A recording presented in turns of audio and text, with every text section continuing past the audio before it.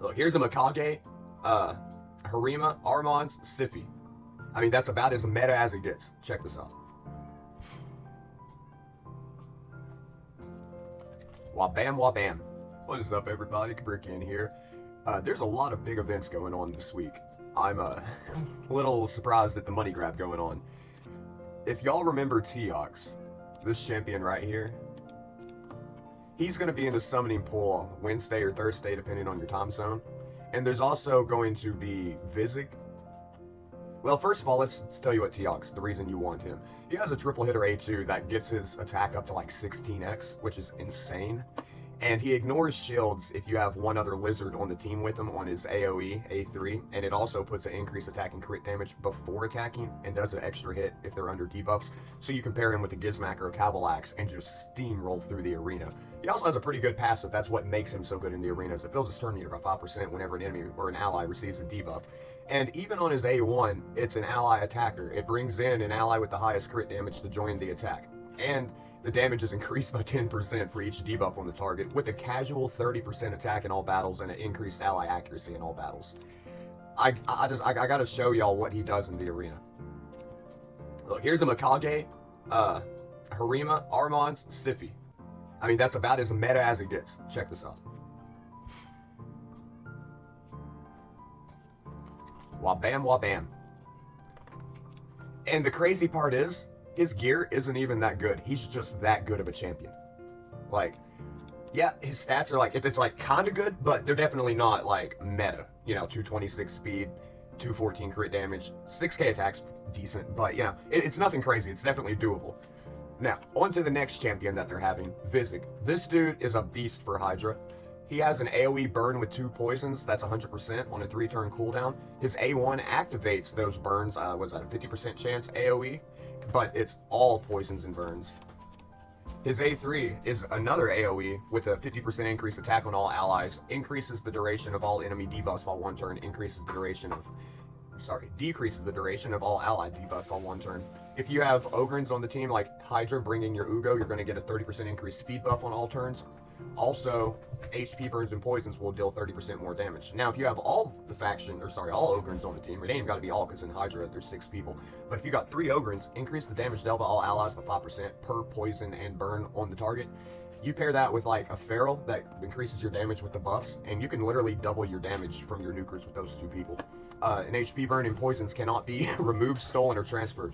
Now, in a previous video, I had 5 HP burns built up on all 4 Hydra heads on turn 1, so that can definitely be abused.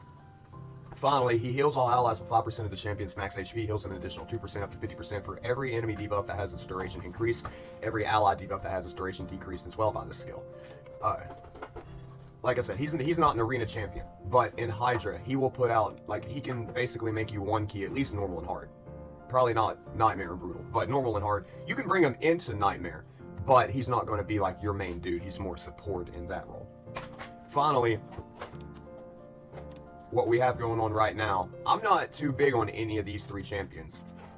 Aislinn, he kind of has like a Yannicka type attack where he removes shields and deals damage due to the shields, except for it's like vice versa, the shields come off of you instead of off the enemy, so it's a little simpler, but I don't believe that the attack deals as much damage. He's okay. Like, if you've got Taurus Marishka, yeah, definitely pull for him, and then you have like an unbeatable team basically. But if not, I wouldn't really go for him. Fina, Blade of Arabia, I may pull for this girl. Well, the shards that I pulled today, that's who I hope that we get. Her A1, 50% chance of increasing cooldown of a random skill by 2 turns, and when they counter attack, it teams up with a random ally. Her A2 puts a block debuff, block damage, and a counter attack on anybody. It can be herself. And if it's not the champion, it resets the cooldown of all the target skills. So, block debuffs, block damage, counter attack, and reset their skill cooldown on a 3-turn cooldown. That is an amazing move right there. Then finally, you get, this is crazy. This seems like Arbiter on crack. A 50% increased attack buff, 30% increased crit rate, 30% increased crit damage on all allies for 2 turns, grants an extra turn before placing buffs, removes all debuffs from all allies, then buffs placed by this skill cannot be removed. Like, that literally sounds like Arbiter lack the turn meter fill, but it has a cleanse with it. Finally, whenever a buff is placed on an ally, fills their turn meter by 3%, allies deal 25% more damage when they counterattack, and whenever a buff is removed or stolen or when it expires, it fills their turn meter by 10%, and that brings her up to par with Arbiter. So she's really like a the modernization of Arbiter. Allies will ignore 50% of a target's defense for each buff on them. The only thing that Arbiter would really have on her is the speed aura, 30% instead of 20, but she gets an extra 15% crit rate on everybody, and her lack of revives. But there is so many people that revive, that turn meter fill and all them buffs with an extra turn is really what you want with her. Finally, today we got Fallen Moonsword. I'm just not that interested in this dude. He's got a single target that if it doesn't kill the person, it puts true fear on everybody. That's guaranteed, but it can be removed.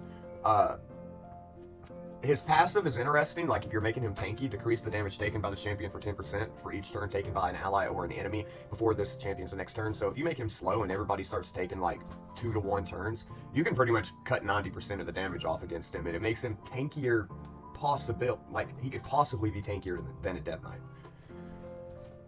He has some pretty good passives, Revival and Death on everybody when their health drops below half. They're immune to cooldown increasing effects. That's okay. Yeah, he's just okay. Now, tomorrow, on the other hand, though, that's when you have the Teox, the Vizug, and... Oh, Bolint, that was the other one that they're bringing in. This dude right here. Now, this guy, he has a very interesting kit. From my experience with him, he's not been, like, super amazing, but he's not bad. Like, Cursed City, Faction Wars, he's definitely worth having. I definitely feel like tomorrow's champions are way better than today's champions. Like, Fina today, but tomorrow, all 3 of them are great. You can't really go wrong. His A1's a double hitter. The second hit steals 5%, heals all allies by 5% of the champion's max HP with a 25. Yeah, let me add all that in because that makes this skill way better. A double hitter. The second hit heals all allies by 25% of the champion's max HP, and also has a 15% chance of granting an extra turn. His A2 attacks on enemy, 100% chance of putting a big boy decreased defense, and after attacking the initial target, it will attack all other enemies with the same attack. So, 1 target twice, AoE once.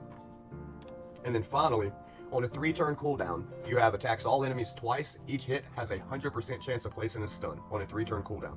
And before attacking, removes all buffs from all enemies, fills the turn meter by 15% for each stun placed, and ignores 50% of their resistance. Finally, passive: when an ally uses multi-hit skill, each subsequent hit after the first hit deals 15% more damage. Whenever an ally hits an enemy, has a 10% chance of placing the stun for 1 turn. Whenever an ally inflicts a critical hit, fills their turn meter by 15%, and allies ignore 30% of the target's defense under stun.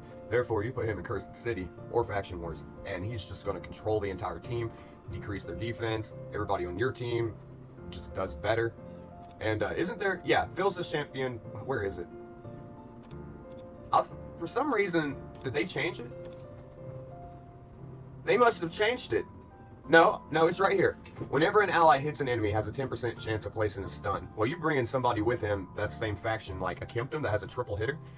All of his attacks have a 30% chance of stunning just passively. Everybody on your team gets that. So yeah, Bolint, I feel like is being slept on a little bit. That's about it for the summons. Oh yeah, and if you summon any legendary champion to get a different extra one as a bonus, but you can only do that once.